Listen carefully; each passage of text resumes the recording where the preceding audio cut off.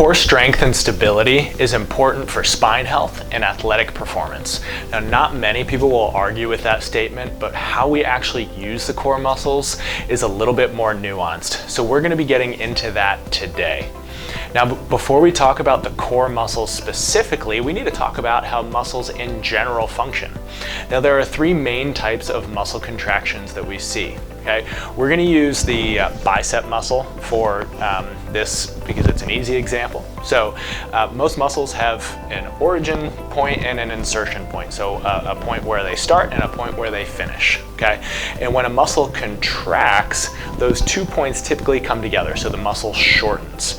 That type of contraction, or with the bicep when we do this, that is called a concentric contraction. So the muscle shortens. All right. The opposite of that is an eccentric contraction or an eccentric elongation. That's when those 2 points actually move further apart. So if you're doing a bicep curl, as you bring the dumbbell up towards you, that's a concentric contraction. As the dumbbell goes away from you and you slowly lower it with control, that's an eccentric contraction. Okay. Now there's also a contraction called an isometric contraction. That's where the muscle length doesn't change at all. If you were to just grab a dumbbell and hold it right here, you are isometrically contracting your bicep. Okay?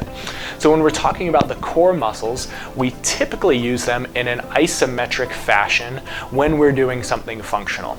In most sports, they're used in an isometric fashion. When you're picking something up off the floor and you need to tighten your core, they're used in an isometric function. Now, the core muscles work concentrically and eccentrically as well, but we typically see them work isometrically, so that's how we're going to be training them. That's how we're going to be talking about the core muscles today. So before we get too far into talking about how to actually use the core, we need to define what the core actually is. What are the muscles that make up the core? So we have first the respiratory diaphragm. That is the muscle that sits right under the rib cage. Okay? Just below that, okay, or what we could consider as parallel to that, is the muscles of the pelvic floor. So they sit right here at the bottom of the pelvis. Okay? And then the things that form up the wall of the core would be the paraspinal muscles, so the muscles on either side of the spine. And then of course we have our abdominal wall, so your abdominal obliques and your rectus abdominis, or what's considered the six-pack muscle. So if we take all those muscles, we could almost think of the core as being a cylinder. At the top, you have your respiratory diaphragm. At the bottom, you have your pelvic floor. On the back, you have your paraspinal muscles, and then all the way around your abdominal wall, your obliques and your rectus abdominis. So how do we actually use the core? Okay? When we're using the core appropriately for physical activity, we are engaging all those muscles that we just mentioned in synchrony. So we're engaging the muscles of that cylinder in synchrony. When you do that, we create what we call intra-abdominal pressure. Okay? We're bracing all of those muscles together to create pressure in our abdomen that we call intra-abdominal pressure. So you can think of a proper brace as a full can of soda. Okay, so full can of soda, all the muscles are working in synchrony and there's pressure inside of that can. Okay, now if the muscles are not working together, you could think of this as a dented or empty can. Okay, muscles are not working together. We've got some that are working more than others. It creates a dent in that cylinder, okay, and we lose the pressure inside of that cylinder.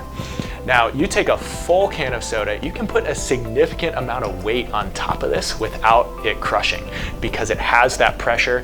It's got even support all the way around, whereas you put a weight on top of this, it will not be able to hold very much, okay? So that's the analogy we're gonna be using. Full can, bracing with intra-abdominal pressure.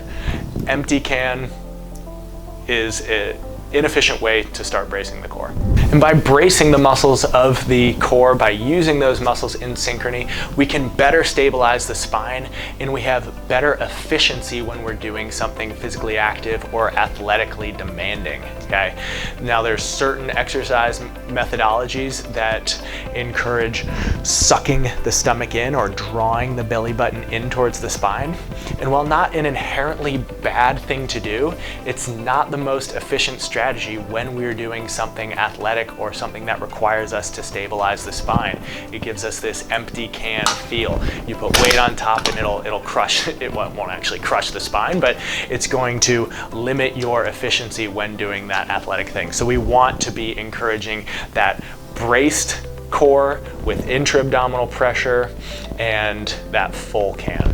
So how do we put bracing into practice? How do we actually do this? Now, before we get into that, I want to mention that bracing or creating that intra-abdominal pressure exists on a dimmer switch, okay? So depending on the activity that we're doing will depend how much brace it actually requires, okay? So if you're helping a friend move a couch, you're probably going to want to crank that brace all the way up to 10. If you're just picking your keys up off the floor, maybe it's a 2 or a 3. Right? If you're bracing hard all the time, you're going to be creating unnecessary stiffness. Okay? But if you're not bracing enough for the task at hand, you can put excessive stress on the spine.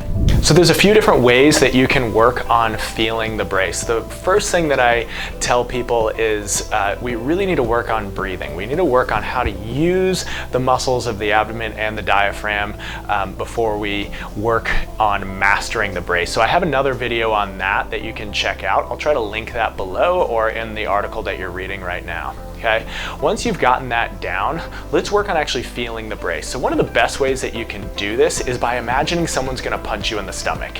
If someone's coming to punch you in the stomach, you're not gonna suck in, right? You're gonna push your stomach muscles out, try to make your stomach as hard as possible so when they hit you, their fist crushes, right? So that's one thing to think about. Another thing to think about is when you cough. When you cough, you're actually creating a brace. So take your hands just like this, put them on either side of your stomach and cough. You'll feel that your muscles push out against your hand. That is a brace. Do that a couple times and then try to maintain that feeling of stiffness that you have. Okay? So that's how you can feel it initially. Now, if you're going through a core exercise, or you're going through something athletic and you want to feel that brace while you're doing it, you can take an elastic resistance band and wrap it around your stomach and work on pushing your stomach out into that band. This is similar to what a weightlifter does when they put a weight belt around their stomach, okay? It's not there to provide artificial stiffness or artificial bracing. It's for them to feel their stomach pushing into the belt so they can create more stability. Okay, and you can do the same thing with an athletic band. We have a device here in the office called a Core 360 belt that actually allows us to provide visual feedback to you as far as how well those muscles are working. So it'll show you on a graph as far as how well you're bracing and pushing into the belt. When you're not pushing into it, the graph is going to dip down low. When you are pushing into it, that graph is going to shoot up. So it's great visual feedback. As you're working on this and making it part of your exercise routine, it's best to start with easier core exercises. Things like a dead bug or a bird dog type core exercises, and work on feeling that brace and mastering it in those positions and movements. Once that feels a bit more natural to you, you can advance towards more strenuous or more advanced movements like a squat or a deadlift. Okay, so gradually progress and train yourself to do that. All right. Now, I hope this was helpful in clearing up some confusion there might be around the core or how we're supposed to train the core. Okay. Core issues can lead to things like lower back pain and other joint injuries. If you're experiencing any issues that you may think may be related to core stability issues, we would be happy to help. Please visit us online at TruMotionTherapy.com to learn more or to book an appointment.